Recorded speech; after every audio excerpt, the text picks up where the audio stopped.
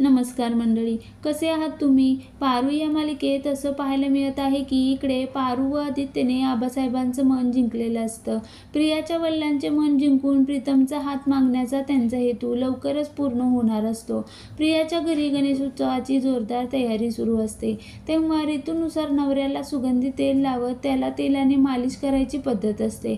त्यामुळे मावशीच्या सांगण्यानुसार पारू व आदित्यला तेलाने मालिश करायला जाते. तेव्हा आदित्य लाजत असतो. त्यावेळी मावशी म्हणतात की ही एक रीतच आहे आणि ती पूर्ण करावीच लागेल. शिवाय गणपतीची पूजा ही पारू व आदित्यला करायची असते. त्यामुळे त्याच्यावर खूप मोठं दडपण आलेलं असतं. मावशीच्या सांगण्यावरून पारू आदित्यला मालिश करून देत असते. तर इकडे प्रीतमलाही प्रिया मॅडम करून मालिश करून घ्यायची असते. कारण बायकोने पतीची सेवा करणं ही रीतच असते. त्यामुळे प्रीतमची ही इच्छा असते. त्यानुसार प्रिया मॅडम ही प्रीतमच्या समोर येतात आणि त्याला मालिश करू लागतात. तितक्यात तिथं आबासाहेब प्रीतमला आणि पारूला शोधत शोधत आलेले असतात. तेव्हा गच्चीवर येतात आणि खाली पाहतात तर तिथं प्रिया मॅडम उभ्या असतात आणि पारू, आदित्य, प्रीतम एका बाजूला लपलेले असतात. प्रिया मॅडमला पारू सांगते की तुम्ही फक्त हावभाव करा, मी माझ्या आवाजात बोलते.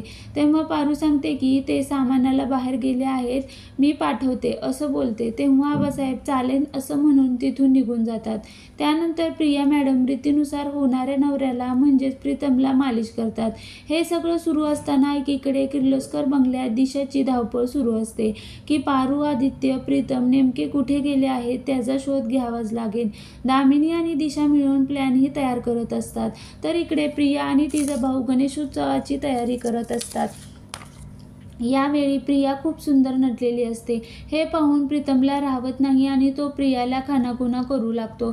तेव्हा प्रिया त्याला शांत राहायला सांगते. त्यानुसार प्रियाच्या भावाचं लक्ष जाऊ नये म्हणून ती प्रीतमला लपवते. मात्र प्रियाचा भाऊ शेवटी प्रीतमला पाहतो. आता प्रीतम आणि प्रियाचं हे सत्य प्रियाच्या भावाच्या समोर येणार का हे पाहणं मालिकेत रंजक ठरणार आहे.